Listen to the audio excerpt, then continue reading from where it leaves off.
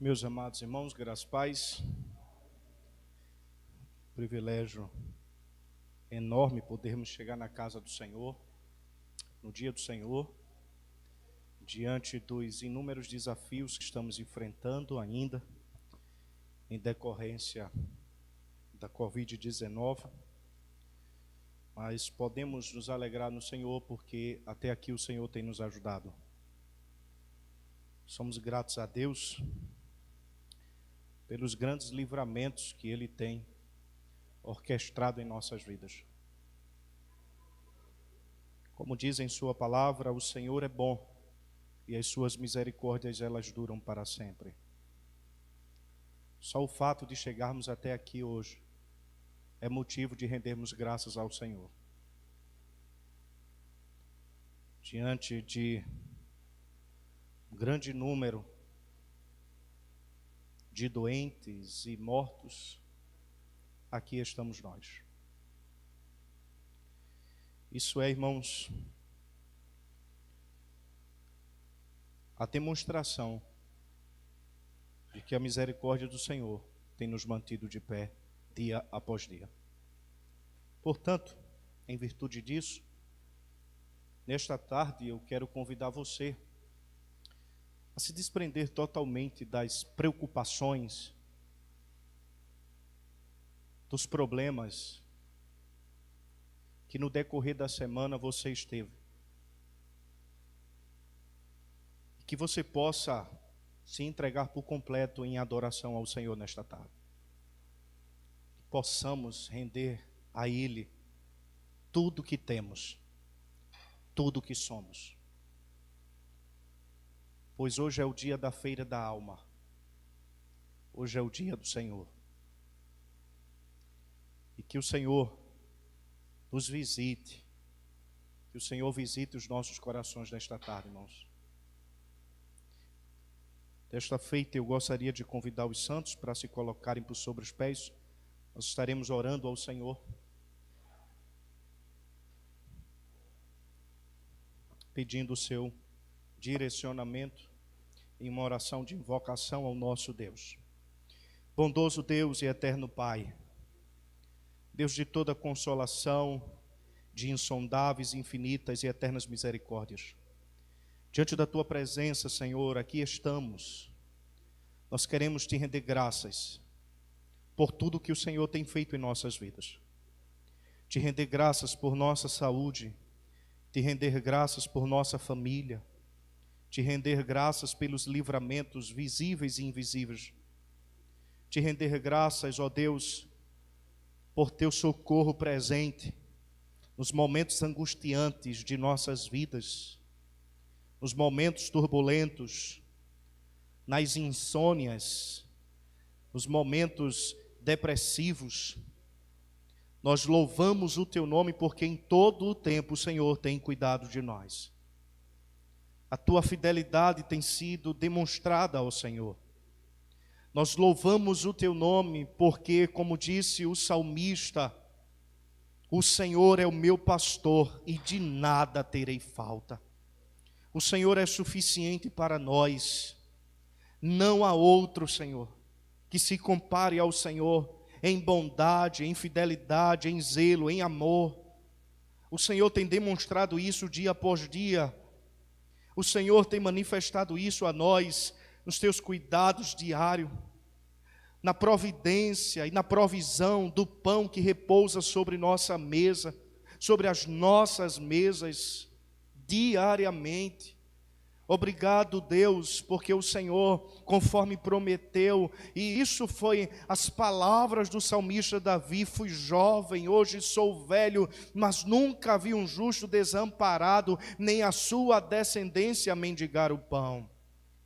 Nós louvamos o Teu nome, Senhor, porque o Senhor é um Deus fiel, e a Tua fidelidade tem sido revelada a nós dia após dia. Nós queremos Te render graças por nossa saúde, Deus, pelos Teus livramentos diante deste cenário caótico que nós estamos vivendo, mas o Senhor tem sido fiel em nos manter de pé. Te rendemos graça por irmãos nossos, ainda que acometido da Covid-19, o Senhor tem guardado, o Senhor tem livrado, o Senhor tem restaurado a saúde. E, portanto, Deus, na tarde deste dia, nós queremos te render louvores por isso. Abençoa-nos, que a nossa mente esteja cativa ao Senhor, em adoração, em reverência, em temor, reconhecendo que só o Senhor é digno de receber todo louvor e toda adoração. Que todo ídolo dos nossos corações, todos os ídolos dos nossos corações sejam removidos, e que possamos na tarde deste dia nos entregarmos inteiramente ao Senhor em adoração, ó Pai. Que o Teu nome em tudo seja glorificado nesta tarde, Senhor. Nós louvamos o Teu nome pelos méritos de Cristo, o Cordeiro Santo que morreu, mas ao terceiro dia ressuscitou. E é por meio de Cristo que nós temos a vitória, como disse o apóstolo Paulo, escrevendo aos Coríntios, no capítulo 15, verso de número 57, mas graças ao nosso Deus que nos dá a vitória por intermédio de Cristo Jesus. Nós te louvamos, ó Deus, nós te louvamos. Cristo venceu a morte, Cristo triunfou sobre a morte, Ele é o primogênito dentre os mortos. Essa é a nossa vitória, Senhor, e nós queremos te louvar ainda em vida, como disse o salmista, depois de morto, Senhor, quem te louvará? Este é um momento ímpar para nós, este é um momento oportuno, Senhor, e nós queremos te ofertar, nós queremos te exaltar, nós queremos te adorar na beleza da tua santidade. Arrebata os nossos corações, que as nossas mentes estejam cativas ao Senhor nesta tarde. Ó Deus, magnifica o Teu nome, Senhor. Ser exaltado em nosso meio, ser glorificado em nosso meio, ó Senhor. E nós te rendemos graças por isso, ó Pai, porque o Senhor é bom e as Tuas misericórdias, elas duram para sempre. Ser conosco, ó Deus, conduz este culto, que o Teu Santo Espírito possa falar profundamente aos nossos corações. Em nome de Jesus, amém e amém. Meus amados irmãos, vamos fazer a leitura dos Salmos da convocação solene. Salmos de número 95.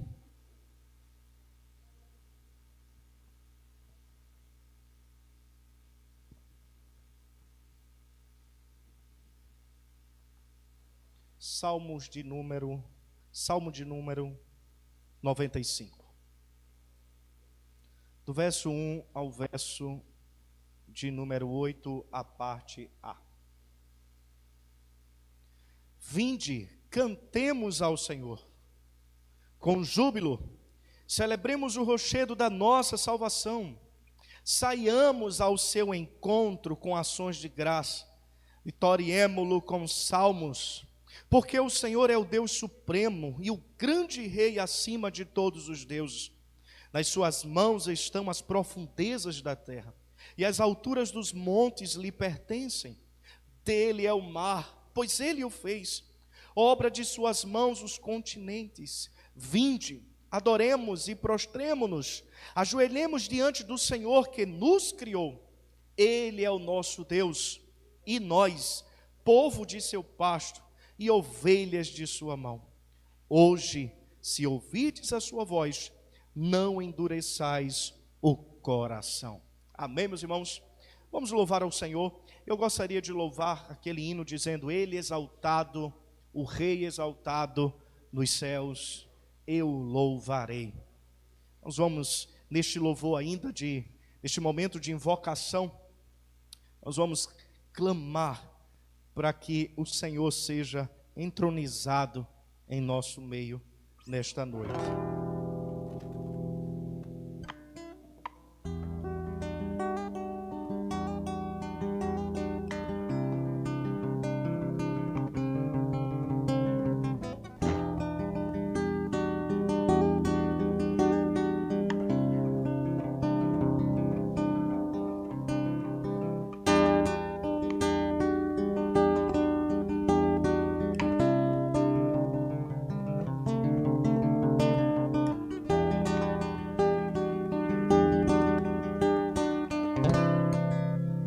Exalte ao Senhor. Ele exaltado, o Rei exaltado nos céus, eu louvarei.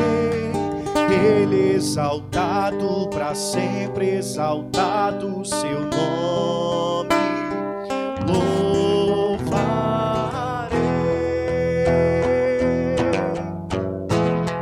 Ele é o Senhor, sua verdade vai sempre reinar. Terra e céus glorificam seu santo nome. Ele exaltado, o Rei exaltado dos céus. E a igreja, Ele exaltado, o Rei exaltado dos céus, eu louvarei.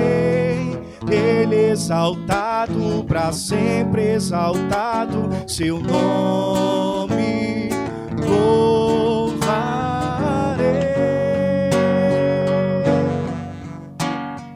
Ele é o Senhor, sua verdade vai sempre reinar.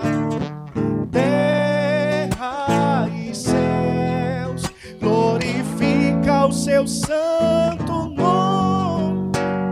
E Ele exaltado, o Rei exaltado nos céus. Ele exaltado, o Rei exaltado nos céus, eu louvarei. Ele exaltado, para sempre exaltado, seu nome louvarei.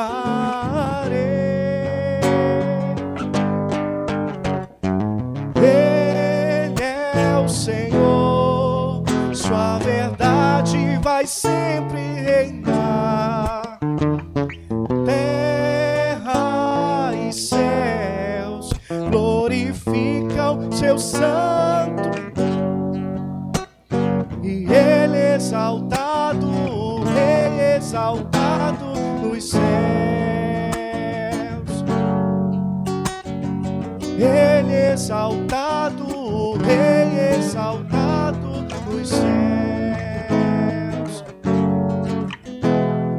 Ele exaltado, o Rei exaltado nos céus. Amém, meus irmãos? Louvado seja o nome do Senhor Jesus Cristo. Nós vamos estar fazendo uma oração de contrição e o nosso presbítero Jaelso vai nos conduzir a Deus nesta oração de contrição ao Senhor.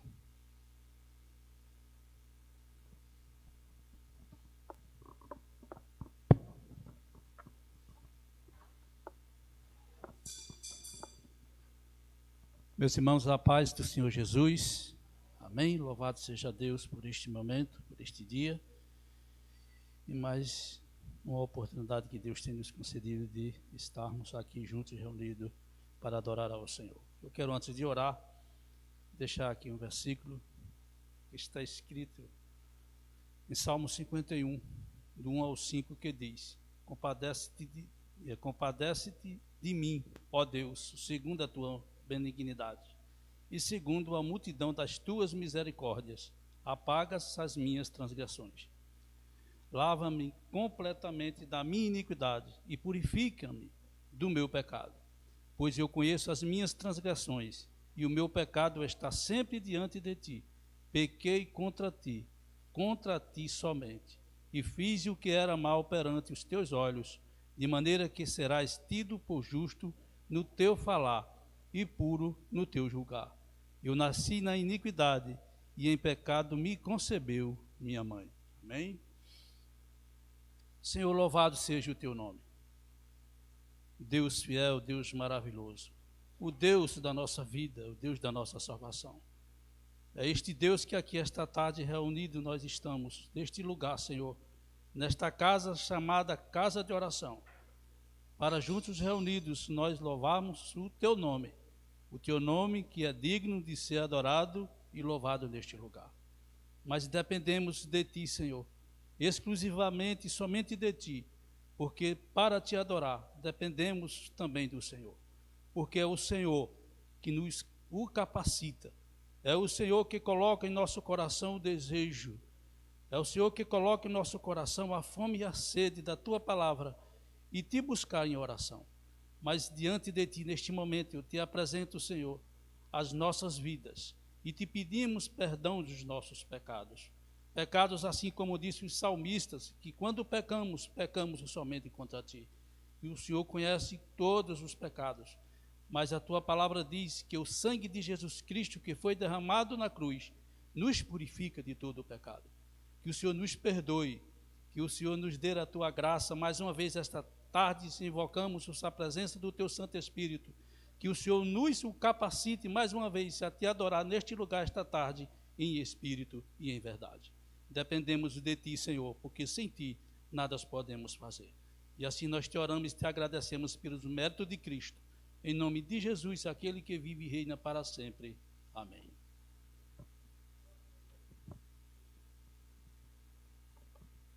Amém, meus irmãos? Nossa missionária Gorete vai estar louvando ao Senhor com salmos e hinos, adorando ao nosso Deus.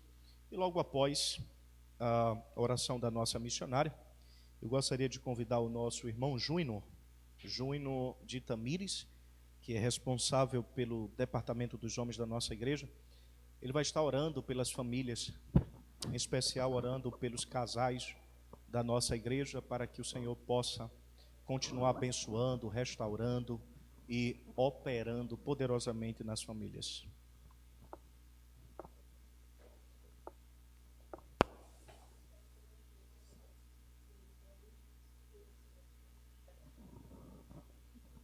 Saúde, amada igreja, com a paz do Senhor. Amém. Rendemos graças a Deus porque estamos aqui, né, irmãos? Na presença do Senhor. Glórias a Deus. Vamos louvar ao Senhor nesta tarde. Continuar louvando a Deus.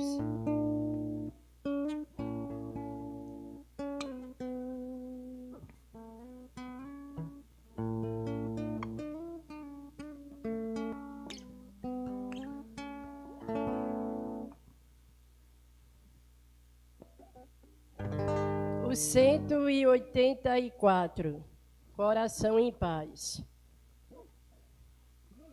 Vindo sombras escuras nos caminhos teus, oh, não te desanimes, canta o hino a Deus. Cada nuvem escura um arco-íris traz quando em teu coração reina perfeita paz. Se teu coração estiver em paz, bem contente, alegre, sempre te acharás. Se teu coração estiver em paz, verás que o arco-íris cada nuvem traz. Se o viver é de luta, cheio de amargor, mostra afeto aos aflitos, age em seu favor. E de tudo que sofres tu te esquecerás, fluirás gozo e calma se tiveres paz. Se teu coração estiver em paz, bem contente, alegre, sempre te acharás. Se teu coração estiver em paz, verás que um arco-íris cada nuvem traz. Vem após negra noite, a aurora matinal, fica o céu mais brilhante após o temporal. A esperança não percas, tudo vencerás. Fugirão as tristezas se tiveres paz. Se teu coração estiver em paz, bem contente, alegre, sempre te acharás. Se teu coração estiver em paz, verás que um arco-íris cada nuvem traz. Amém.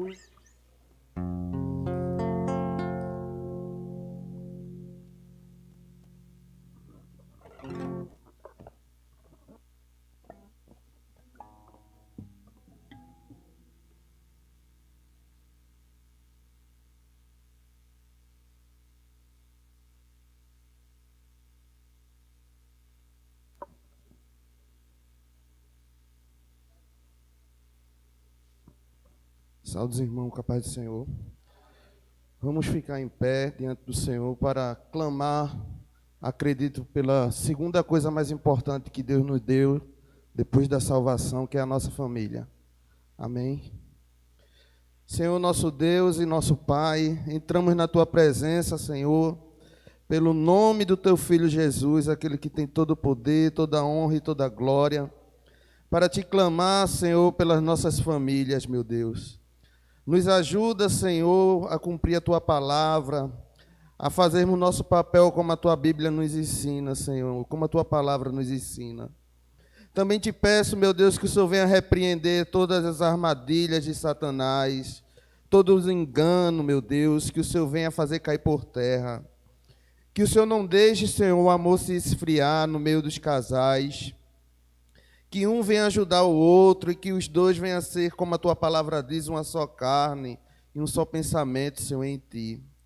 Se faz presente no nosso meio, meu Deus, entre em nossas casas com o Teu Espírito Santo, que a nossa casa venha a ser referência, meu Deus, para nossos vizinhos, para a nossa família. Ó Deus, abençoa, meu Deus, toda a família, aquela família que tem seus entes que se desviaram, que o Senhor vá, meu Deus, ao encontro deles, que o Senhor traga eles de volta para a Tua casa, Senhor. Que o Senhor console a mãe aflita, meu Deus, que ora tantas madrugadas, pedindo um livramento, pedindo que o Senhor tenha misericórdia de seus filhos. Ó Deus, atenda as orações, meu Pai, das famílias, que nesses últimos dias têm sido tão abalados, meu Deus, psicologicamente, por tantas coisas que têm se acontecido. Mas que a nossa fé possa estar em Ti, meu Deus, não em nossos sentimentos, mas na Tua palavra, porque o Senhor diz que o Senhor é fiel e que não é para a gente temer, porque o Senhor está conosco. Ó Deus, abençoa a família congregacional, meu Deus.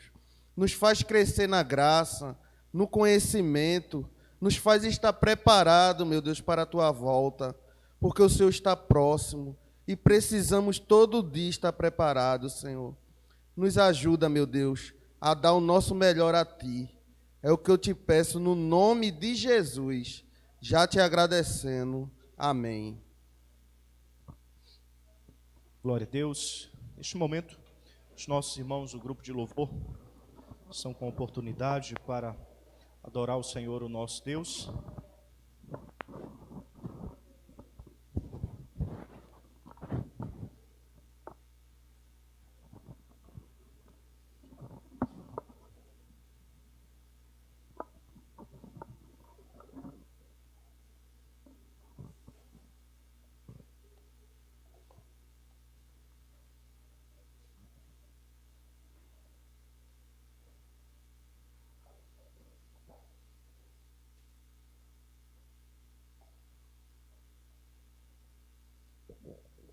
Isso. Amém. A graça e a paz, irmãos. Queria deixar um versículo para a nossa meditação no Salmo 150, vai dizer: Aleluia. Louvai a Deus no seu santuário, louvai-o no firmamento, obra do seu poder, louvai-o pelos seus feitos poderosos, louvai-o consoante a sua muita grandeza, louvai ao som de trombeta, louvai com saltério e com harpa, louvai com adufes e danças, louvai com instrumentos de cordas e com flautas, louvai com símbolos sonoros, louvai com símbolos retumbantes, todo ser que respira, louve ao Senhor. Aleluias. Amém? Possamos louvar ao Senhor nesta tarde por todas as coisas, pelos seus feitos, por estarmos aqui, em gratidão ao Senhor, Em tudo, louvemos ao Senhor. Aleluias.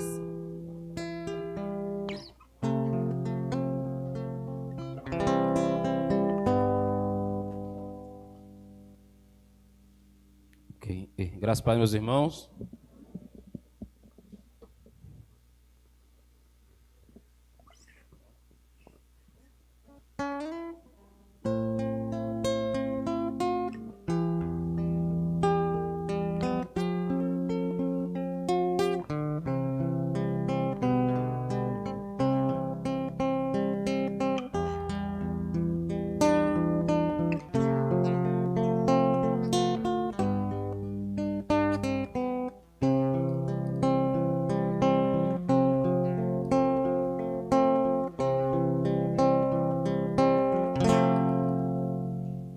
De todas as provas que eu já passei, é bem difícil, Senhor, a gente ter que ouvir acusações do vil tentador.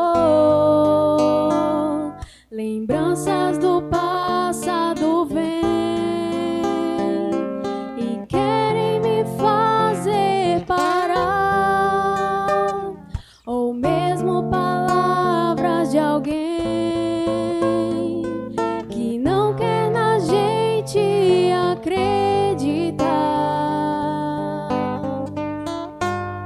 E quase parando, sem forças e vigor, a gente lê a palavra e encontra bastante poder para vencer e continuar a jornada e ver que o passado ficou para trás, pois Cristo na cruz tudo já venceu, e saber que dele não lembra mais. Eu canto pra glória de Deus.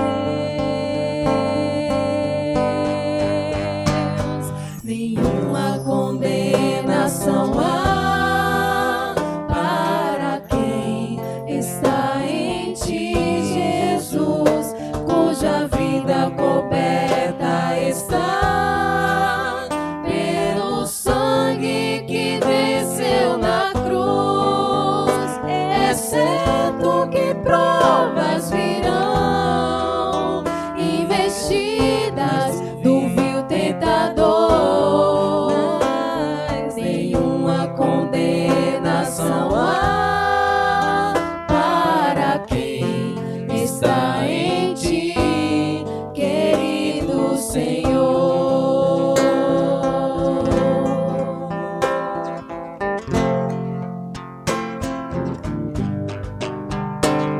De quase parando, sem forças e vigor, a gente lê a palavra e encontra bastante poder para vencer e continuar a jornada e ver que o passado ficou para trás, pois Cristo na cruz tudo já venceu, e saber que dele não lembra mais.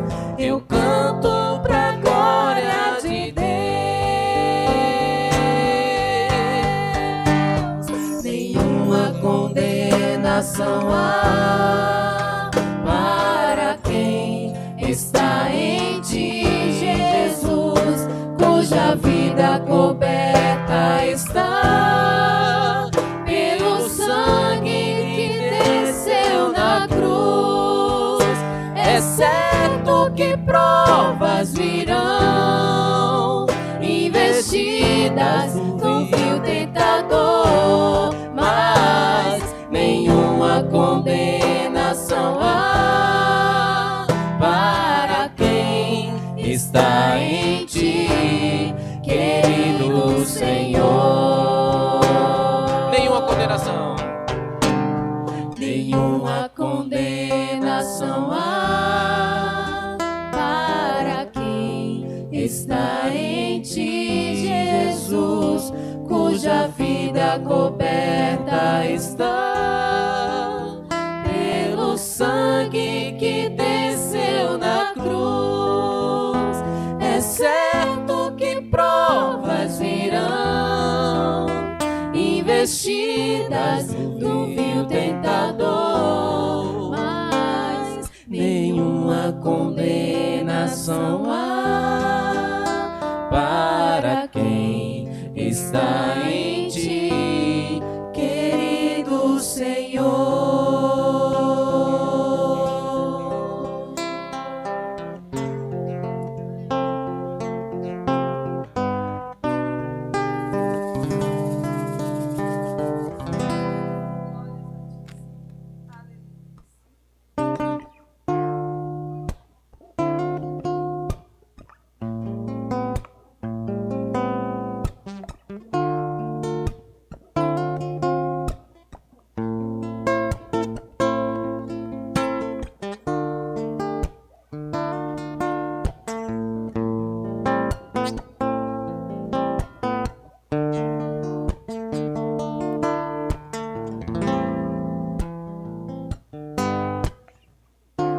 Louvemos ao Senhor, louvemos ao Senhor, adoremos no seu santo monte, nosso amado Pai, seu nome é santo. Louvemos ao Senhor, louvemos ao Senhor, louvemos ao Senhor, adoremos no seu santo monte, nosso amado Pai, seu nome é santo. Louvemos ao Senhor, pois teu nome é santo, pois teu nome é santo. Louvemos ao Senhor, pois teu nome é santo, pois teu nome é santo. Magnifiquemos ao Senhor, ao Rei que é digno de louvor. Ele é excelso, supremo e muito digno de louvor. Louvemos ao Senhor, pois teu nome é santo, pois teu nome é santo. Louvemos ao Senhor, pois teu nome é santo, pois teu nome é santo. Hosana, Hosana, Hosana ao nosso Rei. Hosana, Hosana, Hosana ao nosso Rei. Cristo é a nossa vida, o motivo do louvor em nosso novo coração. Pois morreu a nossa morte pra viver a sua vida, nos trouxe grande salvação. Cristo é a nossa vida, o motivo do louvor em nosso novo coração.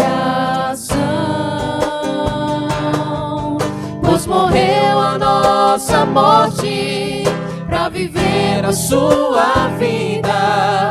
Nos trouxe grande salvação. Louvemos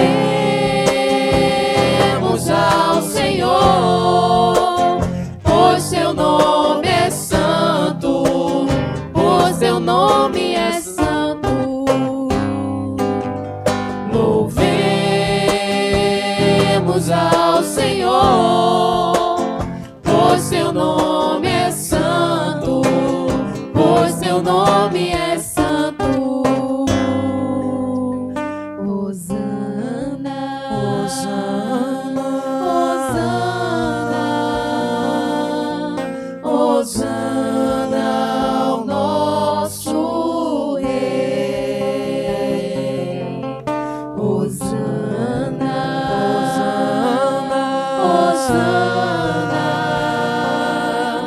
Hosana ao nosso Rei.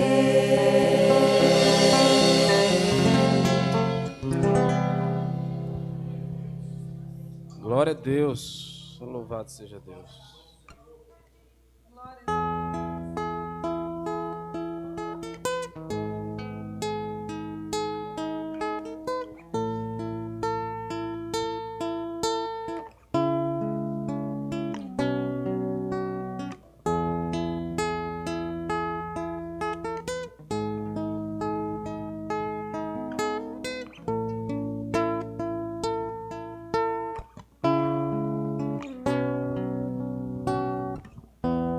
não se turbe o vosso coração. Crede em Deus e também em mim. Na casa de meu pai há muitas moradas. Se não fosse assim, eu não teria dito: vou preparar-vos um lugar. Eu virei, vos levarei para mim mesmo. Vós conheceis o caminho, e para onde eu vou. Eu sou o caminho, a verdade, a vida. Ninguém vem ao Pai a não ser por mim. Em verdade eu vos digo, porque eu vou para o Pai. Mas aquele que crê em mim, obras maiores fará.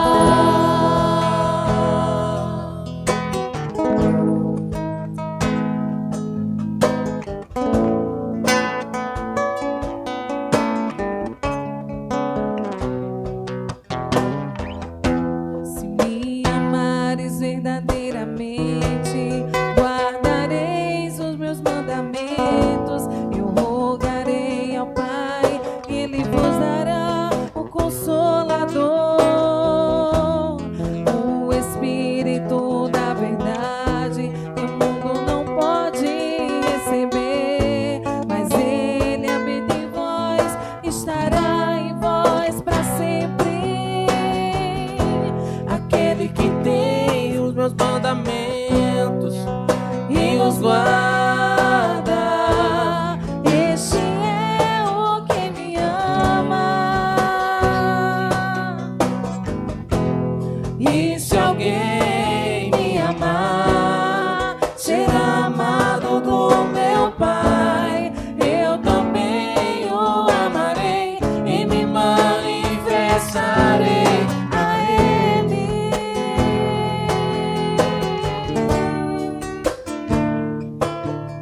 A Ele.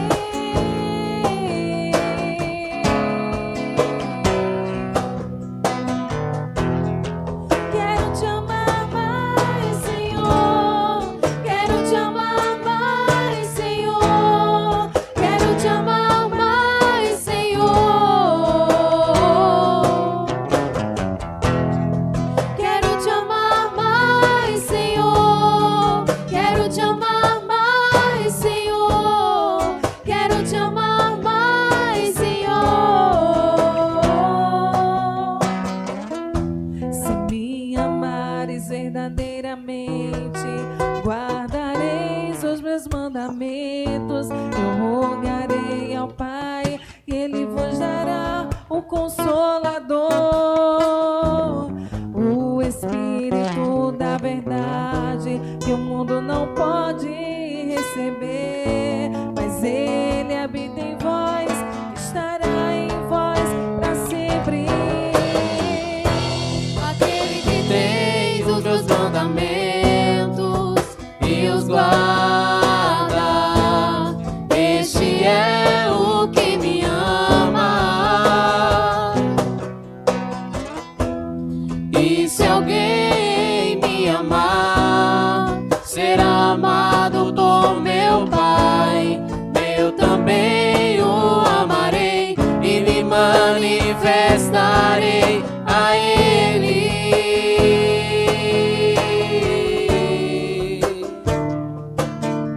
A Ele.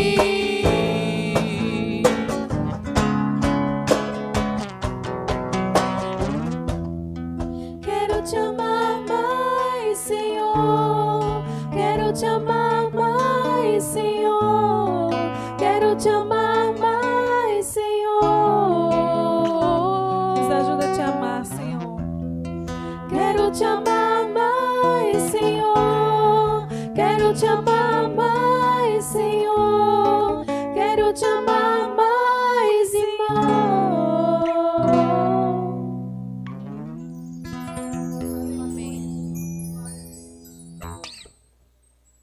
Nós agradecemos a oportunidade em nome de Jesus. Amém, meus irmãos? Louvado seja o nome do Senhor. O nosso diácono Josias, ele estará com a oportunidade de louvar o Senhor. E na ocasião, nós estaremos adorando ao Senhor com os nossos dízimos e as nossas ofertas. Diácono Josias.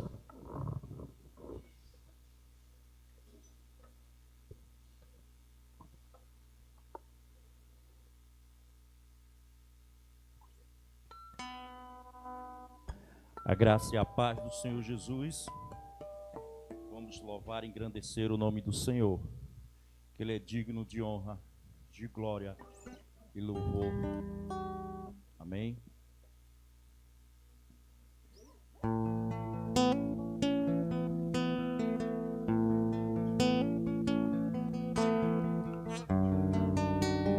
Vamos adorar a Deus.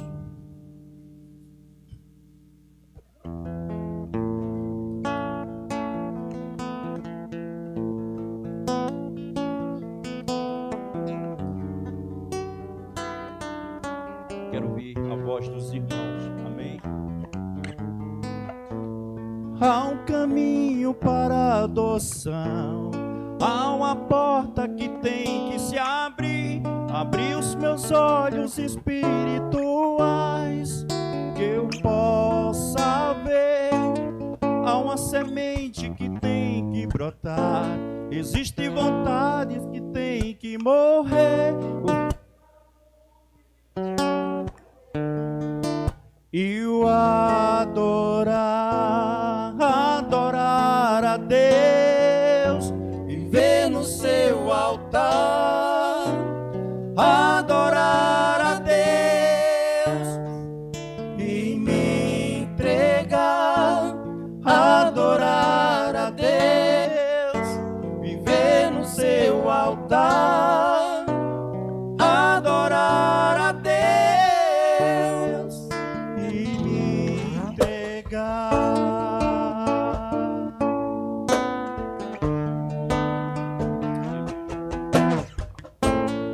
Há um caminho para a adoção,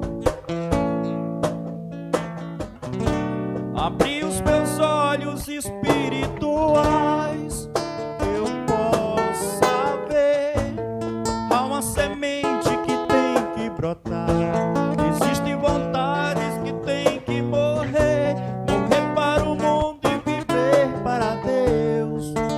E o adorar, adorar a Deus, viver no seu altar, adorar a Deus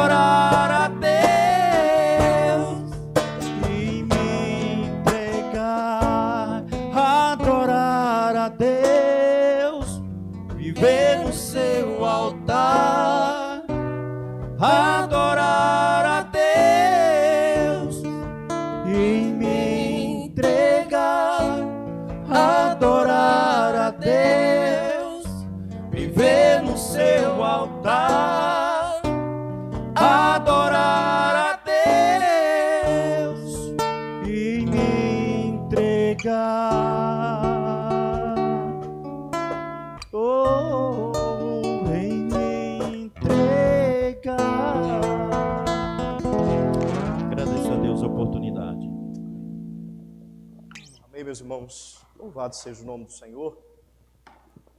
Louvo a Deus pela vida do diácono Josias. Completou mais uma primavera. Isso é um sinal que o restinho do cabelo vai cair, né? Mas ele vem numa beca, né, irmão? Agora isso é quando Márcia não está. Mas ela está assistindo, viu, diácono? Já vi aqui, viu? Cuidado. Meus amados irmãos, que privilégio podermos estar juntos novamente, na presença do Senhor, adorando ao nosso Deus. As nossas crianças estarão subindo com a tia Marília. Eu quero convidá-los, os santos, para abrirem as vossas Bíblias. No livro dos Gênesis, capítulo de número 2.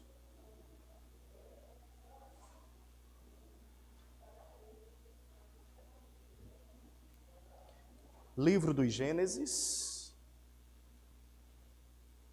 capítulo 2, verso 18, e depois nós vamos ler do 22 em diante.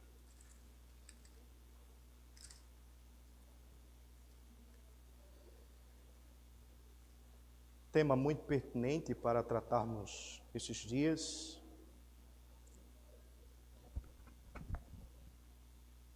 Algum diácono misericordioso poderia trazer um carocinho de água, por favor? Capítulo 2, verso 18, depois do verso 22 ao 25. E diz a palavra do Senhor. Disse mais o Senhor Deus: não é bom que o homem esteja só. Far-lhe-ei uma auxiliadora que lhe seja idônea. 22. Então o Senhor Deus fez cair pesado sono sobre o homem, e este adormeceu. Tomou uma das suas costelas e fechou o lugar com carne. E a costela que o Senhor Deus tomara ao homem, transformou-a numa mulher e lhe a trouxe. E disse o homem: esta, afinal, é osso dos meus ossos e carne da minha carne. Chamar-se-á varoa, porquanto do varão foi tomada. Por isso deixa o homem pai e mãe e se une à sua mulher, tornando-se os dois uma só carne. Ora, em um e outro, o homem e sua mulher estavam nus e não se envergonharam. Vamos orar. Senhor Deus e Pai, Deus de amor, Deus longânimo, Tu, ó Senhor, que és o pastor supremo desta igreja. Tu sabes o que precisamos ouvir semana após semana, dia após dia. Tua palavra, assim cremos, ela é inspirada, foi inspirada, ela possui autoridade, ela é inerrante e ela é inefável e infalível. Senhor, ilumina o nosso entendimento. Aplica a Tua palavra aos nossos corações por intermédio do Teu Santo Espírito. Corrige-nos, exorta-nos, bem como também nos edifica, Senhor. Precisamos da Tua voz, precisamos ser pastoreados pelo Senhor, para que os nossos corações não venham se enveredar pelas concupiscências dos olhos, da carne e desencandear na soberba da vida. Precisamos do Teu auxílio, Deus. Ajuda-me na exposição deste sermão e conduz até os nossos corações por intermédio do Teu Santo Espírito. Sim, eu oro, Deus, que as palavras da minha boca e o meditar do meu coração sejam agradáveis a Ti, Senhor meu e Redentor meu. Amém, meus irmãos? Queridos, o texto que nós acabamos de ler é um dos textos muito conhecido quando se trata de família, quando se trata do princípio da família. É interessante que, para uma visão católica apostólica romana, só há família quando se tem filhos. Mas não é assim que a Bíblia apresenta. A visão bíblica é que quando se há casamento, está estabelecido a família. Então, meu objetivo nesta noite é exatamente tratar de um dos propósitos da família, de um dos objetivos dentro da constituição divina para um padrão familiar, se chama a disciplina da fidelidade. Eu gostaria de ilustrar o meu sermão com a história bíblica. Quando nós lemos os dois, ou melhor dizendo, o segundo livro de Samuel, no capítulo 11 e capítulo 12 do segundo livro de Samuel, a narrativa bíblica nos apresenta a história de um homem chamado Davi. Mas não uma história de triunfo, uma história de conquista, mas uma história trágica. Isso é interessante, isso aponta exatamente para uma das validades de que a Bíblia foi inspirada por Deus. Por quê? Porque se eu e você fôssemos escrever uma história, uma Bíblia, por exemplo, algo que quiséssemos convencer as pessoas, que tipo de história iríamos colocar? Nós iríamos colocar as melhores histórias. Nós iríamos colocar os melhores padrões de exemplos. Mas observe o caráter das Escrituras. Mostra exemplos de homens triunfando e mostra exemplos de homens fracassando. E essa é exatamente a realidade no comissionamento de Davi. Nós vamos observar momentos de triunfo na história de Davi. Por exemplo, quando nós lemos no capítulo 17 de 1 Samuel, assim que Davi foi comissionado pelo Senhor, Davi venceu o gigante Golias. Quando a gente olha aquela história, que é uma das histórias que nós fazemos questão de apresentá-la aos nossos filhos, assim que eles começam a ter uma capacidade cognitiva de entender as ilustrações bíblicas, Davi triunfou sobre o grande filisteu Golias.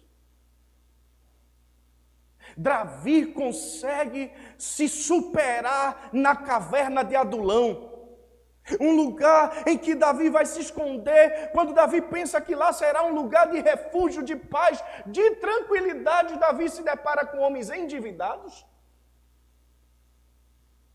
problemáticos, ansiosos, depressivos, enfermos. Mas também a história de Davi é uma história que Davi consegue pegar as 12 tribos e firmá-los em um reino só. Davi foi um grande cabeça de um período de tempo do reino chamado o Reino Unido. Mas a Bíblia nos mostra um cenário trágico na história de Davi. Exatamente quando Davi resolve, no período das grandes guerras dos reis de Israel, Davi estava em casa. É assim que começa a narrativa no capítulo 11 do segundo livro de Samuel. No período das guerras dos reis de Israel, estava Davi aonde? Em casa. E de repente Davi se depara agora com uma mulher muito bonita, muito formosa, que era esposa de um dos seus chefes da guarda, de homem que estava na guerra. Batseba. A narrativa vai dizer que quando Davi coloca os olhos em Batseba, o seu coração é logo dominado. Mas eu quero apresentar quatro consequências deste cenário. O primeiro desses 4 pontos é que o julgamento de Deus atingiu o coração de Davi, matando o filho recém-nascido. Deus não permitiu que aquela criança, que foi fruto de um adultério, viesse a crescer. A mão invisível do Todo-Poderoso estava naquele momento. Mas não para por aí não. Davi entendeu perfeitamente, tanto é que quando ele soube que a criança recém-nascida veio a óbito, Davi correu para onde? Para o santuário. Mas a segunda consequência deste acontecimento, que talvez você já sabe a história, Davi não somente planejou este adultério, mas também Davi levou à consumação de um fato terrível, que foi a quebra do 8º mandamento. Ele assassinou. Quando enviou por Urias a própria carta, mandando para Joabe: olha, coloca Urias na frente da tropa e recua o restante para que ele morra. Davi disse: Urias, vai para casa deitar com a tua mulher. Ele disse: eu não posso, meu senhor. O teu povo, nosso povo está em guerra. Como é que eu vou para casa deitar com a minha mulher? Davi embebedou Urias a fim de que ele fosse para casa, para tentar ocultar o seu pecado. Como ele viu que o seu servo era tão fiel e leal a ele e ao Deus de Israel, e a tropa com quem estavam batalhando, ele disse: eu não vou. Davi arruma outra estratégia. Veja como o pecado, né? O pecado é desgraçado. E ele mandou Urias ir para frente da tropa. E Urias levou a cá. Imagine que lealdade. Se no meio do percurso ele abrisse e lesse, hein? Mas rapaz, Davi quer me matar. Mas ele foi tão leal ao seu Senhor que ele foi. Mas observe que há outro acontecimento de juízo sobre a vida de Davi, de julgamento sobre a vida de Davi. A colheita do julgamento que Davi ceifou em sua família, essa foi a pior. Primeiro, um escândalo sexual que atingiu pesadamente quando seu filho mais velho, Amon, seduziu sua irmã Tamar. Olha o peso da espada. Davi colheu também o que semeara quando 2 de seus filhos foram assassinados por outros 2 de seus filhos. Irmãos matando irmãos. Estão fazendo uma ligação com o Jardim do Éden? Caim e Abel. Davi colheu as consequências do roubo da esposa de um homem, quando Absalão usurpou o reinado e envergonhou suas concubinas em público.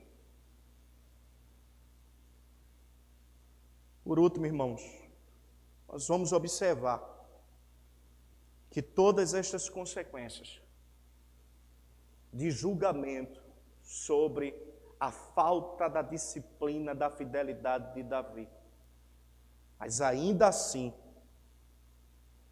nós temos 2 manifestações graciosas.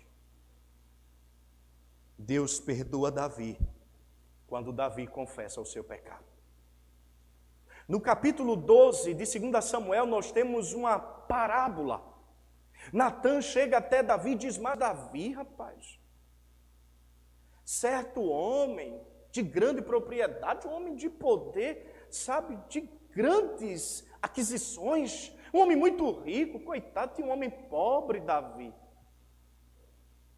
que só tinha uma cordeirinha, um homem rico recebendo os visitantes em sua casa, pegou a cordeirinha do homem pobre, sacrificou e fez uma grande festa para os seus visitantes. Davi, quando ouviu essa história de Natã, disse: quem é esse? Esse homem merece a morte. Aí Natã volta-se para Davi e diz: esse homem foi você, Davi. Quando nós lemos os Salmos 32, quando nós lemos o Salmo 51, Davi vai dizer no Salmo 51, tem misericórdia de mim, ó Deus, segundo a tua benignidade, segundo a multidão das tuas misericórdias, apaga as minhas transgressões.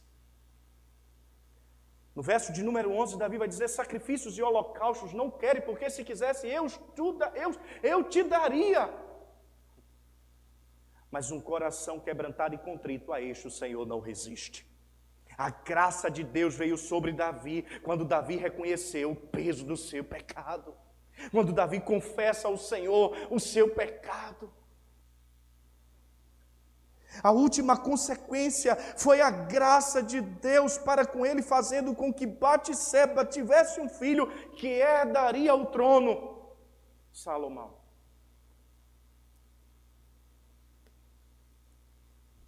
Dois julgamentos, duas manifestações da graça. Observe, meus irmãos, quando a disciplina da fidelidade ela não é levada a sério,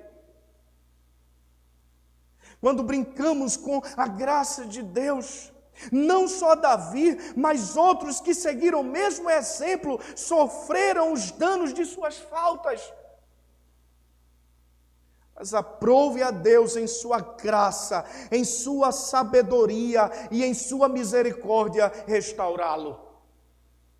Mas a espada permaneceu. O pecado não é ruim. O pecado é bom. Mas as suas consequências são danosas. São trágicas e muitas vezes inalteráveis. Mas eu pergunto, qual o propósito da disciplina bíblica? Da disciplina da fidelidade? Qual é o propósito da disciplina da fidelidade, irmãos? Em primeiro lugar, apresentar o padrão do casamento no plano divino. Porque quando nós lemos o verso 18 do livro do Gênesis, é exatamente isso que está nos apresentando. Em segundo lugar, sua singularidade no plano divino. A disciplina da fidelidade é singular, ela não pode ser alterada. Ela não pode ser corrompida. Ela não pode ser substituída. Ela é singular. Deixará o homem pai e mãe e unir-se-á a sua esposa. Em terceiro lugar, ela tem seus benefícios. Pergunto, qual o propósito da disciplina da fidelidade? Apresentar o padrão divino, o padrão do casamento no plano divino. Verso 18, observe comigo. Disse mais o Senhor, não é bom que o homem esteja o quê? Só. Far-lhe-ei uma auxiliadora que lhe seja idônea. É interessante, meus amados irmãos, que não havia entre os animais uma companhia idônea para o homem. Não havia. Hoje eu estava almoçando com um amigo e ele viu uma pequena serpente. Ele se assustou. Com a mesma proporção, a serpente se assustou dele e fugiu. Eu acho que o camarada era tão feio ou desprovido de feição que a serpente correu. Mas não, sabe o que eu estava pensando quando ele me contou essa história? Adão, antes da queda, não tinha problema com isso. A relação de Adão com os animais era perfeita. Imagine Adão chamando um leão, dizendo, cá, meu filho, para eu dar um cheiro em você. Adão brincando com as serpentes. Foi isso que me veio à mente e logo me reportou a restauração de todas as coisas. Quando tudo será restaurado, nós voltaremos a brincar com estes animais. Sabe? Com as serpentes, imagine você lá no Éden restaurado com a cobra, a coral, o timbu, o leão, Eu sei que todos esses símbolos remontam a você a times que só faz você sofrer.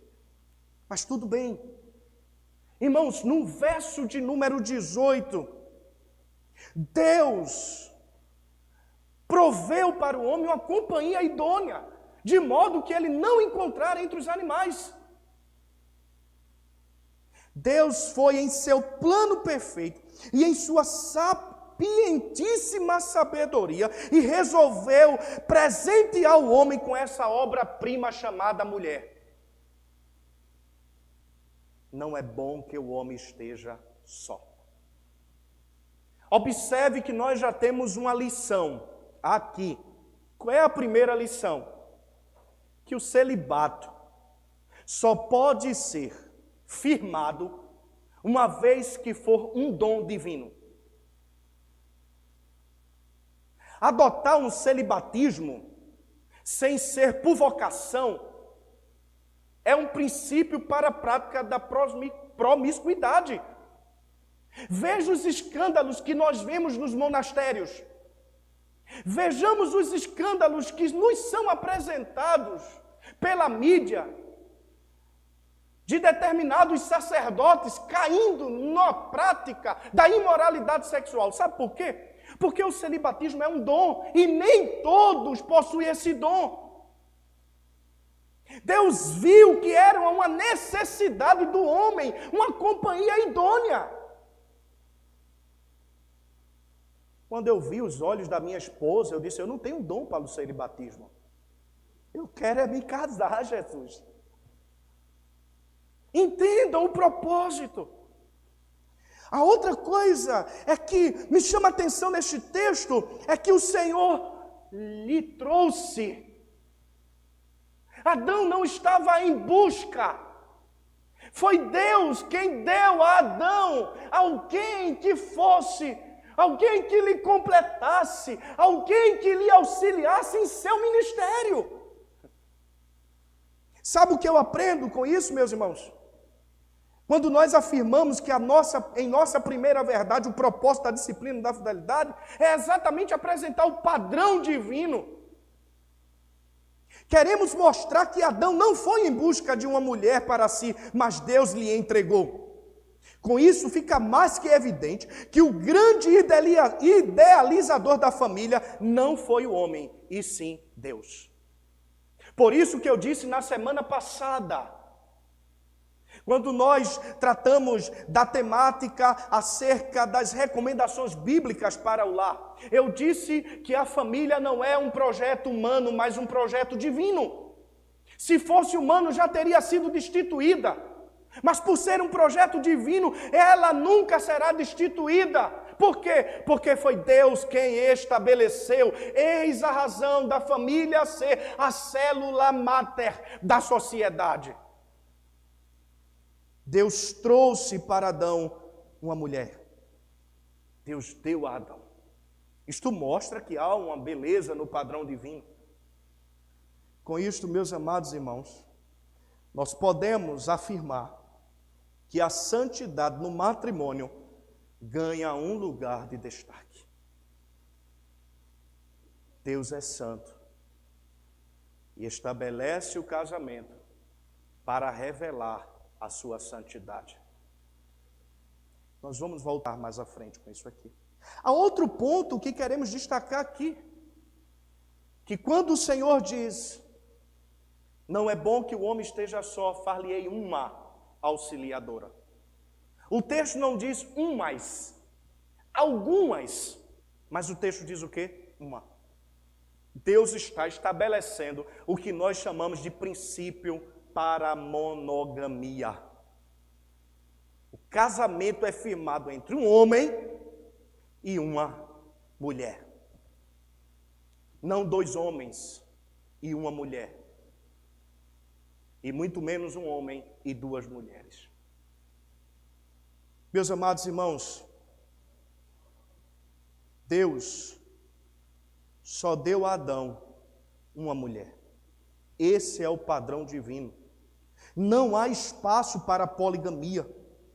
Bem, talvez você esteja pensando, mas pastor, E o caso de Lameque, que é o primeiro caso na Bíblia para poligamia?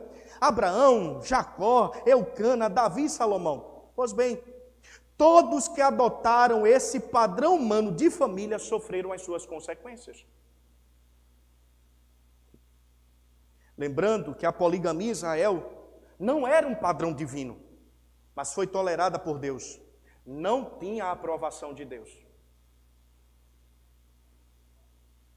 Imagine um homem com uma só mulher. Ele sabe o peso da responsabilidade e com duas. Os problemas tendem a multiplicar. Se um andar a trabalho, é muita coragem, não é? Imagine duas. Cristo tratando do padrão divino para a família, quando interrogado pelos fariseus, lá em Mateus 19. O que é que ele vai dizer quando os fariseus disseram: "Oxente, Senhor, Moisés dava carta de divórcio. Jesus não vai procurar na filosofia.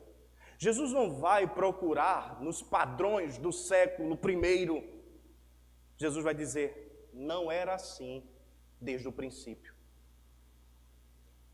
Moisés dava carta de divórcio por causa da dureza do vosso coração. O problema não estava em Moisés, o problema estava em vocês. E vale salientar, santos, que a leitura de Mateus 19 não pode estar dissociada de Mateus 18, quando trata do perdão, da reconciliação. Cristo está fazendo alusão a Mateus 18. O problema não estava em Moisés da carta, o problema estava no coração dos homens, que por qualquer coisa abandonavam as suas esposas, que por qualquer coisa trocavam o princípio de deixará o homem pai e mãe e unir-se-á a sua esposa. Com isso, meus amados irmãos, nós queremos dizer que aqui está sendo a nós demonstrado o padrão de o quê?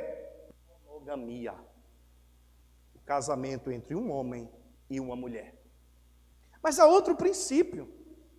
A outra lição aqui, ainda no verso 18, é que não há espaço para a prática da homossexualidade. Não há espaço para a prática da homossexualidade. O texto é bem claro quando diz: macho e fêmea os criou. Deus não criou dois Adão. Como diz até um certo, brincalhão aí, Adão e Ivo, né? Mas Deus criou Adão e Eva, macho e fêmea. Ish e Isha. Ish, macho. Isha, fêmea. Um comentarista que vai dizer que no pensamento da época, principalmente entre aqueles que viviam na Mesopotâmia, macho significa pontiagudo, fêmea significa cavidade. Deus fez tudo perfeito. Deus fez tudo perfeito. Sabe o que é isso, irmãos? É que quando ocorre a mudança do curso natural da relação, ela está nos apresentando o contrário daquilo que o padrão divino estabeleceu. Por isso que quando nós lemos Romanos capítulo 1, o que é que Paulo vai nos ensinar ali? Paulo exorta seus leitores aos romanos, lá na carta aos romanos, quanto a estas práticas da imoralidade, contrária ao padrão divino, contrário àquilo que Deus estabeleceu. Por isso, meus amados irmãos, Paulo deixa bem claro que só o Evangelho é poderoso para transformar a vida de homens e mulheres que mudaram o curso de sua relação natural. No verso 16 de Romanos, do capítulo 1 de Romanos, é a base para tudo que ele vai desenvolver no verso 18 até o verso de número 32. Só o Evangelho, que é o poder de Deus, é poderoso para transformar. É poderoso para trazer tudo à sua perfeição, tudo ao seu padrão.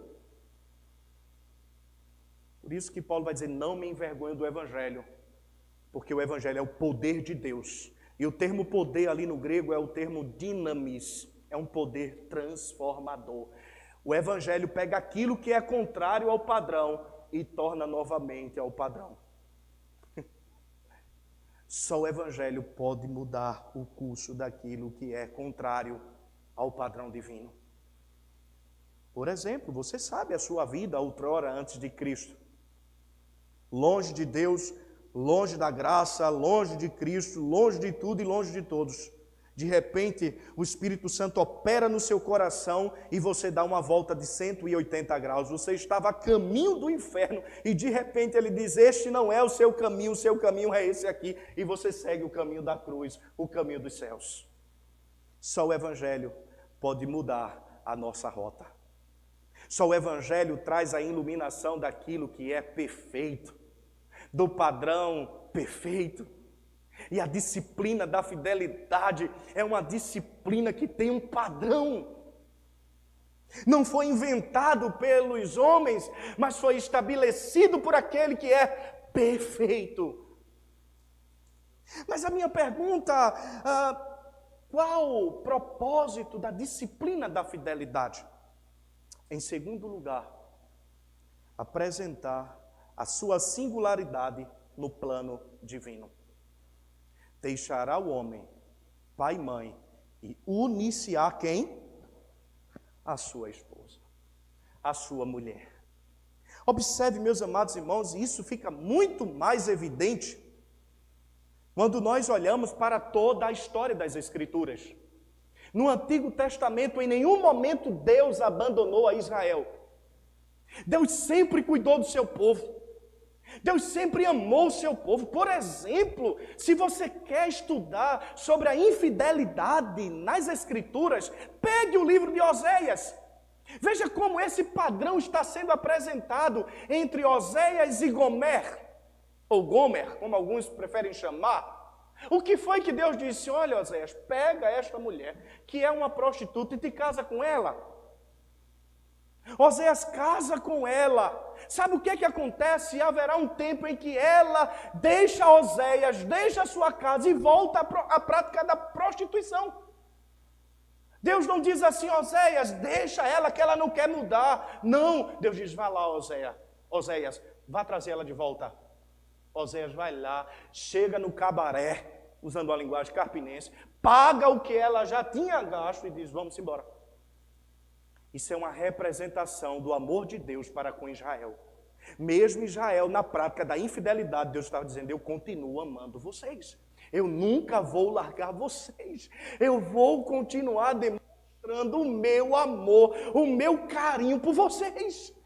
Porque vocês foram a minha nação eleita, eu fiz de vocês um sacerdócio real, vocês são a minha nação por propriedade exclusiva. Então a singularidade da disciplina da fidelidade tem como objetivo apresentar o padrão divino de amor, de fidelidade. Deus nunca abandonou o seu povo. Quando nós chegamos na literatura neotestamentária, nós temos quem?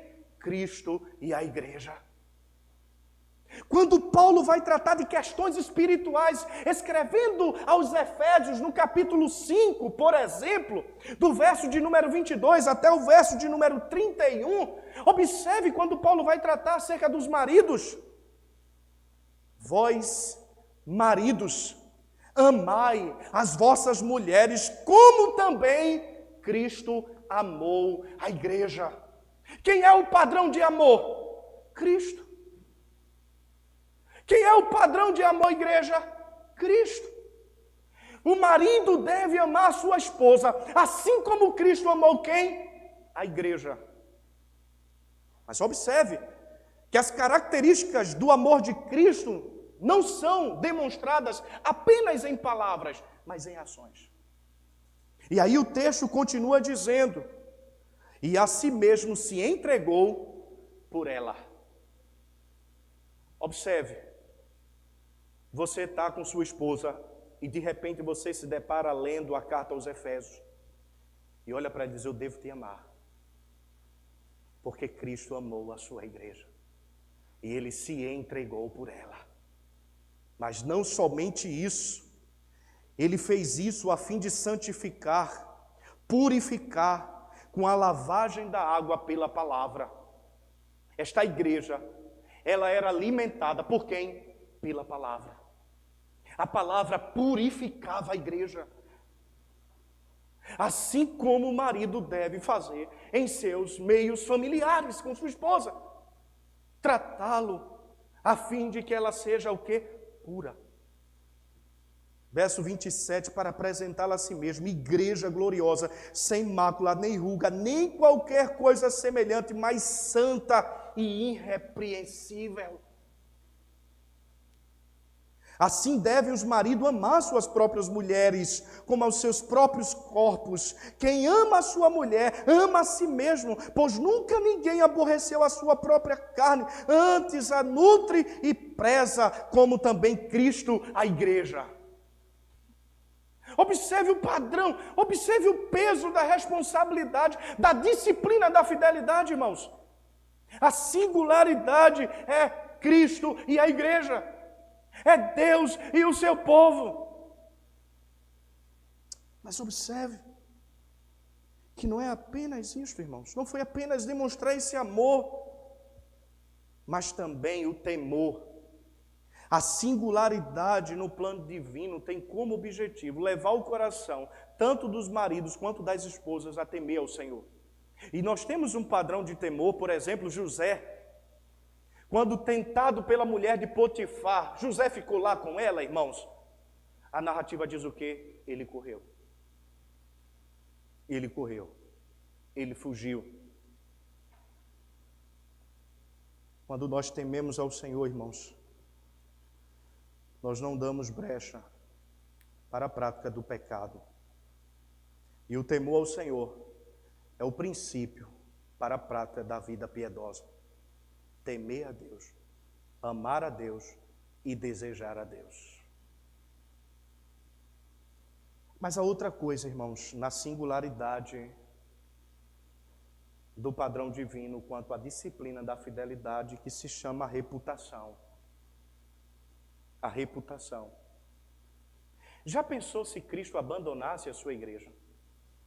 Traísse a sua igreja? Que reputação triste. Como Cristo não seria visto entre as nações? Mas foi assim, irmãos? Não. Ele amou, Ele cuidou, Ele zelou. A reputação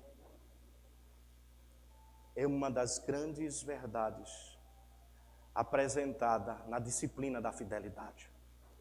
Por exemplo, quando isso é quebrado, a reputação nunca deixará de ser manchada. Eu uso aqui Provérbios, capítulo de número 6, verso 32 e 33, para nos ajudar quanto a essa compreensão. Por exemplo, o trecho de Provérbios 6, 32 e 33 vai dizer o seguinte: o que adultera com uma mulher é falto de entendimento. Ele está chamando aqui de irracional. Falto de entendimento. Destrói-se a si mesmo quem assim procede. Ele está dizendo, não é só irracional, mas, por exemplo, ele está se autodestruindo. Quem receberá, verso 33, receberá feridas e ignomínia, e o seu opróbrio nunca será apagado. Imagine, lembram de Davi, da ilustração na minha introdução. Davi foi perdoado, Deus perdoou Davi, mas aquele grande rei, que conseguiu unir os dois reinos, que triunfou sobre o filisteu, agora tem uma reputação negativa. Ele é adúltero e assassino. Nunca mais sai.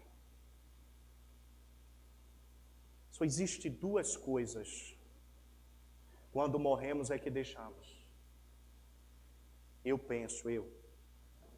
Um se chama o legado e o outro é a reputação. Rapaz, foi-se embora, né? Seu Bio, rapaz. Ele era um camarada crente. Pense no marido fiel à esposa, cuidou sempre dos filhos. Vê que reputação. Já pensou você morrer e receber um elogio desse? Agora, já pensou um homem infiel que abandona os filhos, que não honra a esposa, que vivia na prática da prostituição? Morreu, eita, no caixão dele vai estar lá as mulheres todinhas cobrando a fiança. Que péssima reputação. Mas, irmãos, Deus é esse padrão de reputação. Eu nunca te abandonarei, Israel. Cristo vai dizer: vós sois a minha noiva, para a sua igreja, não é? Ele vai cuidar, Ele vai amar, Ele vai zelar. Que reputação. Eu me lembro das palavras de Douglas Wilson, quando ele vai dizer: a imoralidade custa caro. Isto é resultado de uma combinação de fatores. Mas uma consideração óbvia é que um homem enlaçado pela luxúria tem uma baixa resistência a ofertas.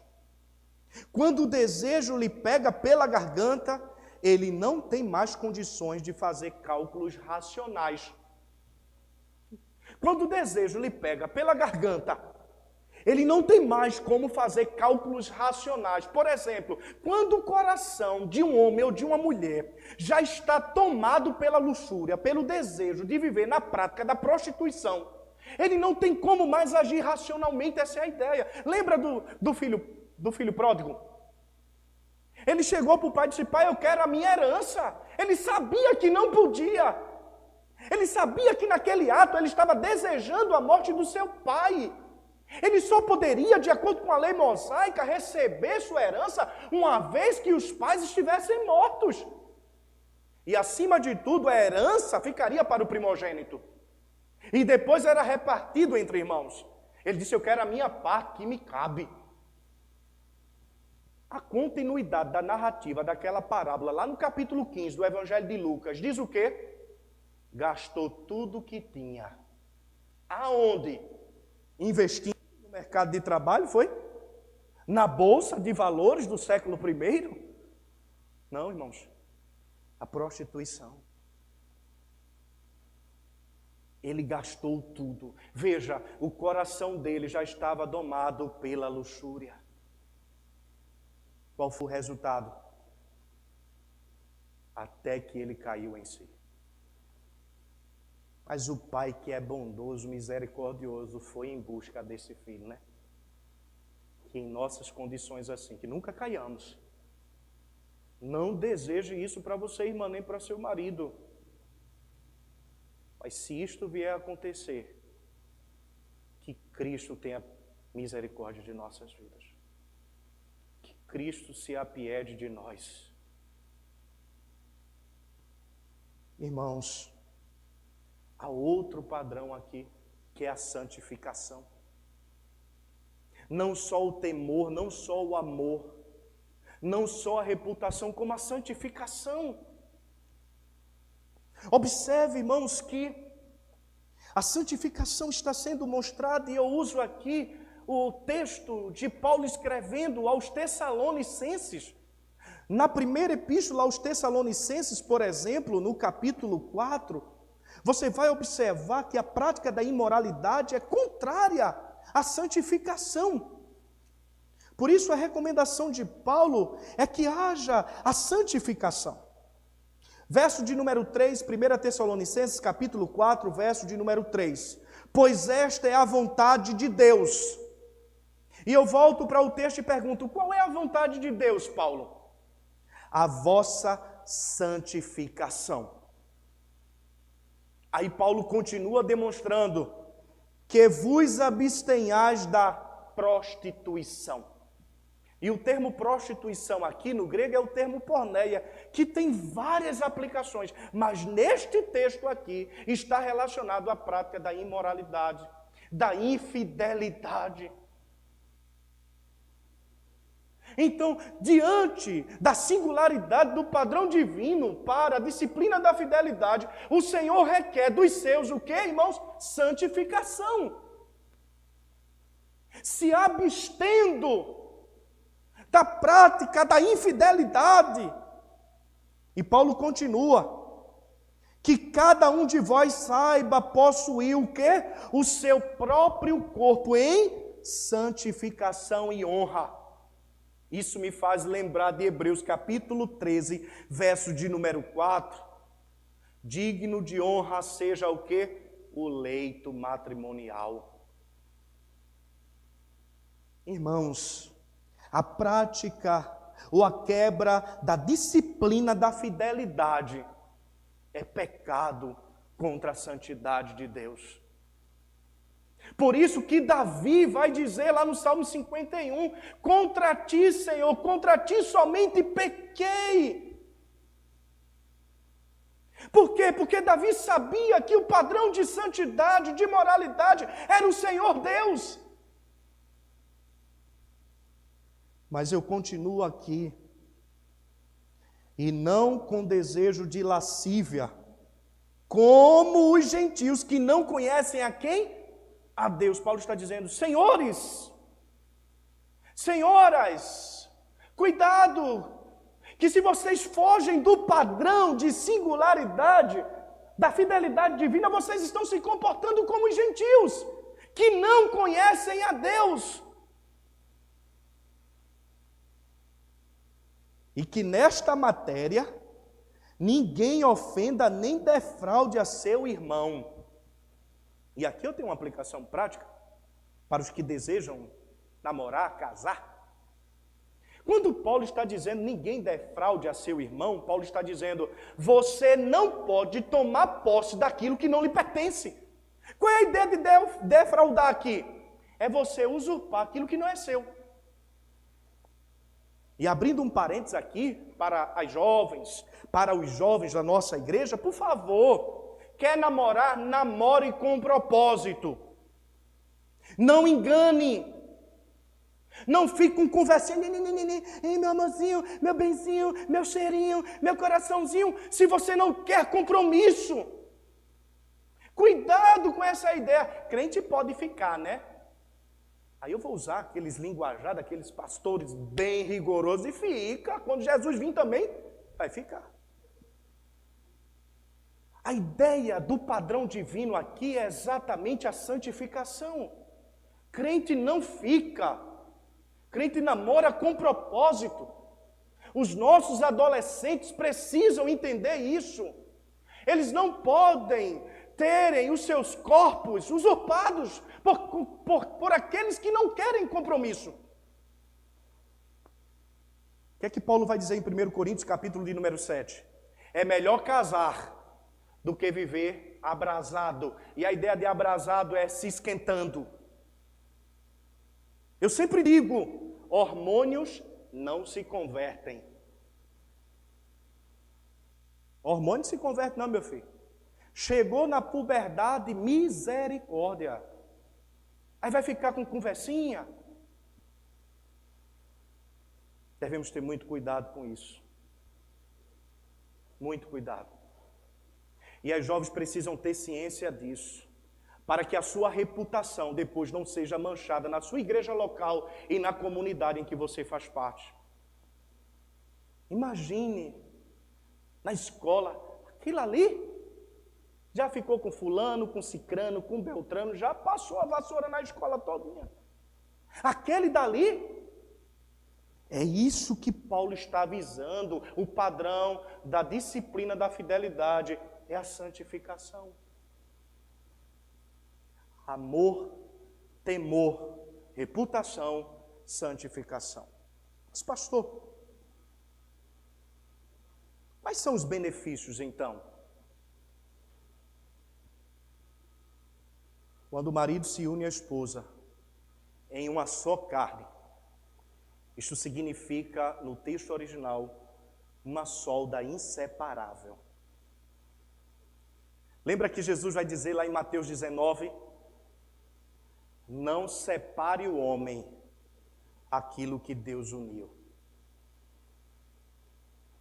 Por isso que a minha primeira verdade tem como o padrão de disciplina da fidelidade é o Senhor que instituiu a família. Os benefícios são os mais práticos. Uma vida tranquila. Uma mulher, quando enganada, misericórdia, ela não fica em paz. Ela não tem paz.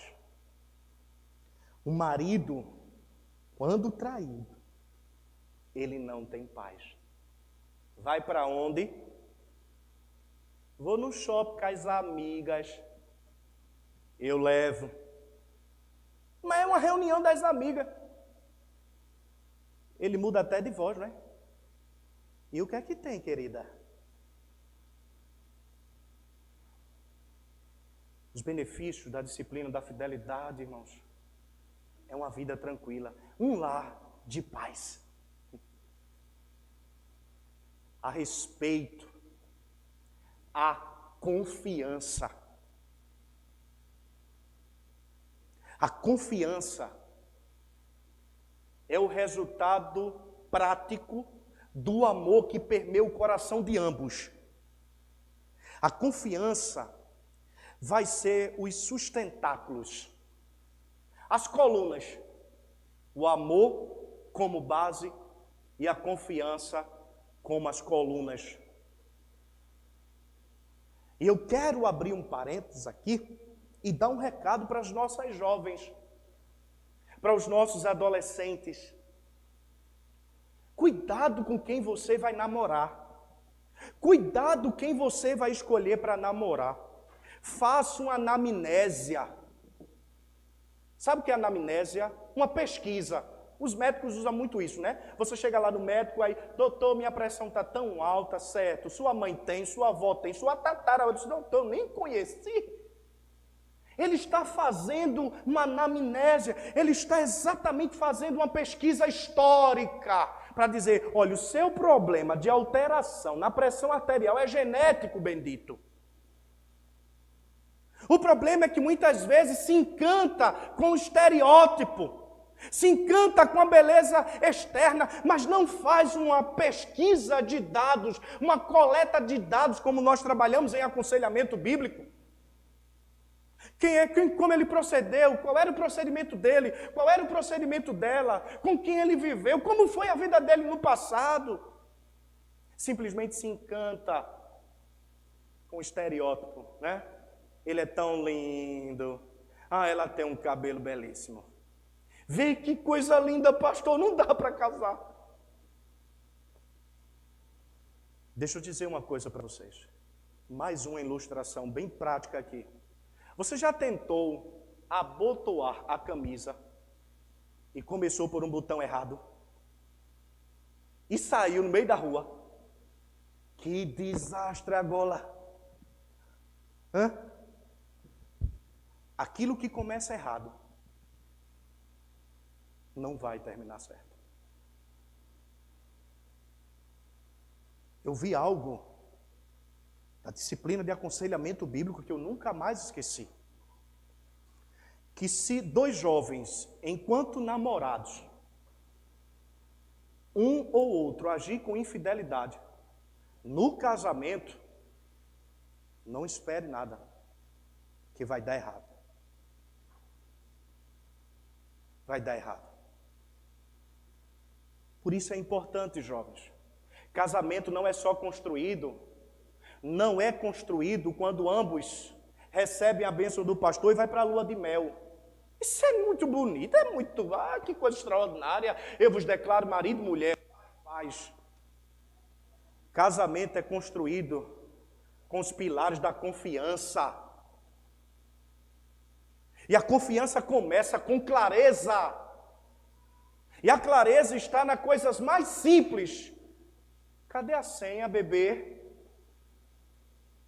Do celular, senha, benção, para eu dar uma, sabe? No WhatsApp. Se há confiança, há transparência, há clareza. Por que esconder algo de alguém com quem eu resolvi viver o resto da minha vida? Por que tentar me ocultar de alguém com quem eu resolvi viver o resto da minha vida? Eu não posso. Eu preciso ser transparente. Eu preciso manifestar confiança. E alguém já disse, confiança não se compra, se conquista.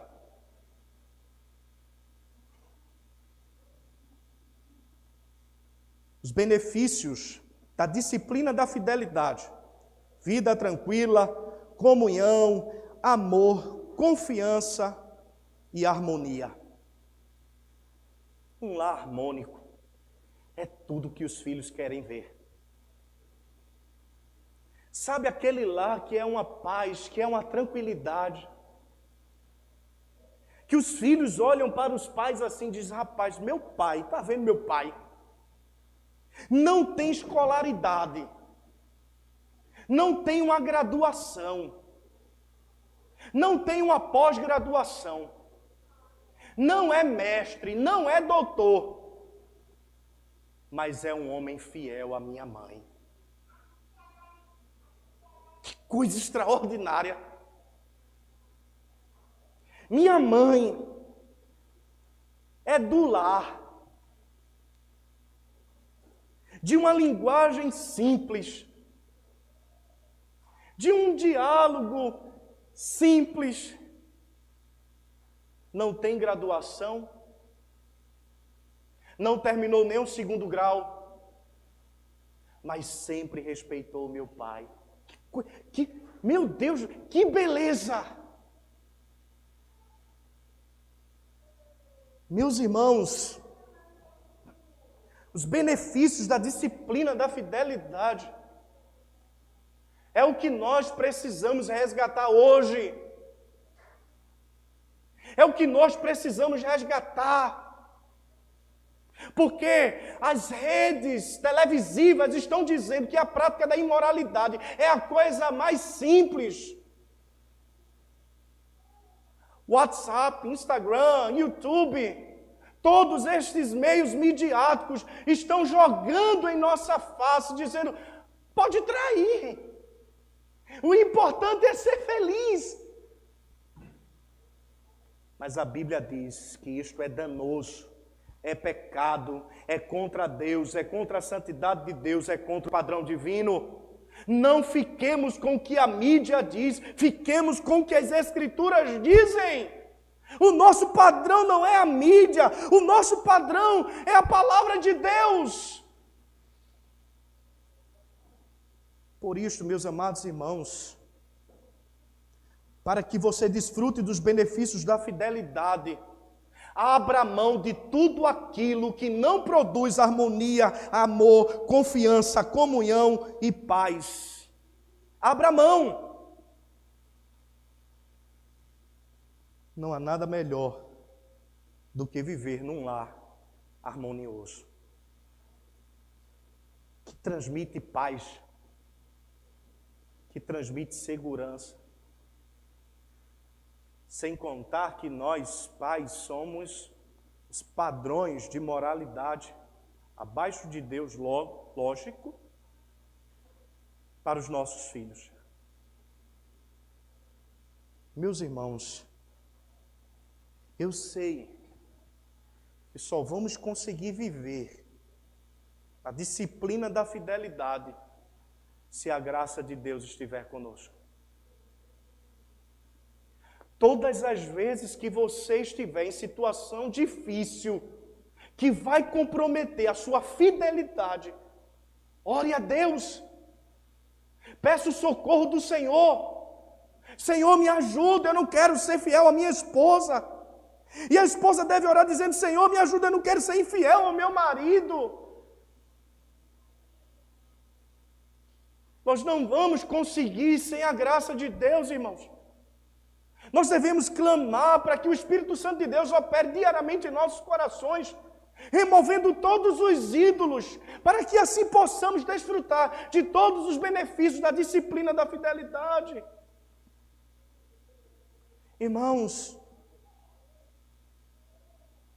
para que vivamos uma vida tranquila, de comunhão, de harmonia, é necessário que apliquemos a palavra de Deus aos nossos corações diariamente. Por que você está tomando uma dose da Coronavac, das vacinas que têm sido lançadas pelos institutos? Você está tomando essas vacinas para que seu corpo crie anticorpos contra o coronavírus. A palavra de Deus em nossos corações, ela é exatamente como este antídoto contra qualquer antivírus do antirreino, contra a nossa disciplina de fidelidade. Por isso nós precisamos recorrer ao Senhor diariamente, clamando pelo seu socorro, irmãos. Ore a Deus, busque a palavra de Deus, mas não esqueça do princípio de Cristo: vigiai e orai, para que não entreis em tentação. Na verdade, o espírito está pronto, mas a carne é fraca. A nossa natureza caída, ela vai sempre buscar aquilo que é contrário ao padrão divino. Por isso, que na primeira epístola, no capítulo 2, João vai dizer, verso de número 15, filhinhos, não ameis o mundo, nem as coisas que no mundo há. Se alguém amar o mundo, o amor do Pai não está nele. Pois o mundo passa, bem como os seus desejos. O desejo dos olhos, o desejo da carne e a soberba da vida. Meus irmãos, que em Cristo possamos ser esse padrão da disciplina da fidelidade. Aos jovens namorados aqui, aos noivos, aos que se comprometeram, preste atenção, não se iluda com o estereótipo.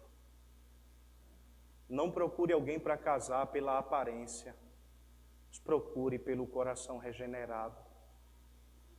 Veja se ele ama mais a Deus do que o mundo. Veja se ele tem mais compromisso com Deus do que com o mundo. Está difícil encontrar hoje na igreja, viu, irmãos? Jovens assim, está difícil. Por isso que não se iluda com a musculatura.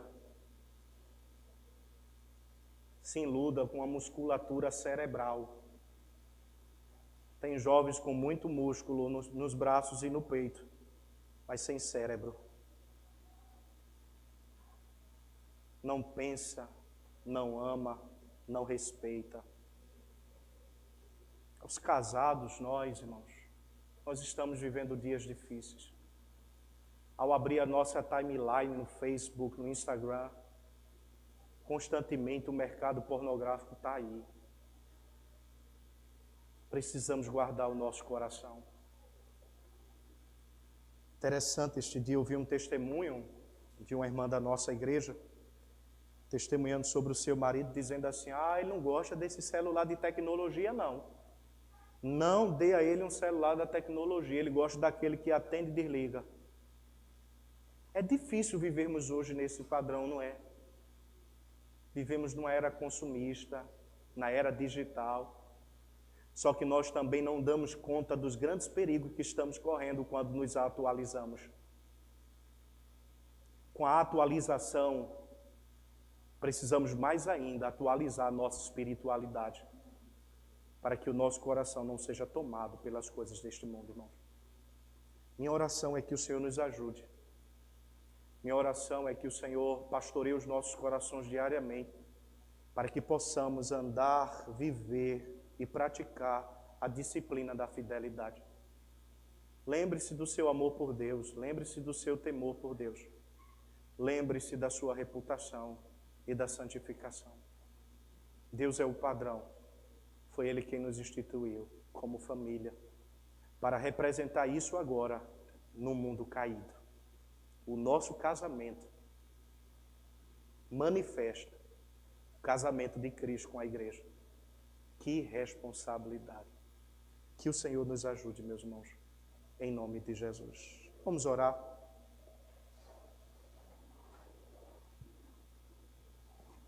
Senhor nosso Deus e Pai, nós louvamos o Teu nome. Nós te rendemos graças por tudo que o Senhor é, pelo Teu amor, por Tua fidelidade, pelo Teu perdão.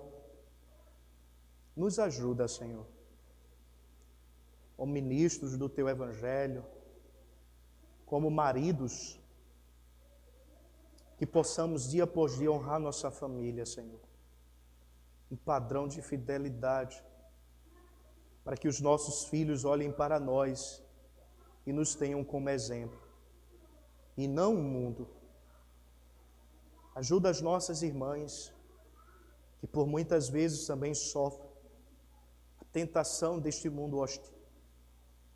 Que o Senhor ajude as tuas filhas, Senhor, livrando-o de todo o mal, de toda a malícia do homem malicioso. Livra-nos da mulher maliciosa. Guarda os nossos corações em Ti, Senhor. Ajuda famílias que passam por este problema de infidelidade, talvez só o Senhor para restaurá-lo. Confiança, amor, perdão. Senhor, em nome de Jesus, que o Teu Evangelho alcance os corações, restaurando as famílias, pois a família é um projeto do Senhor. Por mais que o antirreino tente destruir, Senhor, nós temos um padrão. Tua palavra nos revela esse padrão. Obrigado, Deus, por nossas vidas. Obrigado pelos Teus cuidados. São pelos méritos de Cristo que nós oramos. E desde já nós Te agradecemos. Que a graça do nosso Senhor Jesus Cristo, o amor de Deus, o nosso Pai, e as consolações do doce e divino Espírito Santo, seja com toda a igreja hoje, para todos sempre. E a igreja diz: alguém para Cristo nesta noite, irmãos? Há alguém para Cristo nesta noite? Que o Senhor ajude a esta decisão. Aos homens, dia 19, próxima sexta-feira, dia 29, próxima sexta-feira, o encontro dos homens vai ser na minha residência, tá bom? Nós vamos reunir o departamento dos homens lá na minha residência, no Carneiro Leão. A gente vai estar entrando em contato com os demais e mandando o endereço direitinho. Amém? Deus abençoe a todos e uma ótima semana em Cristo Jesus.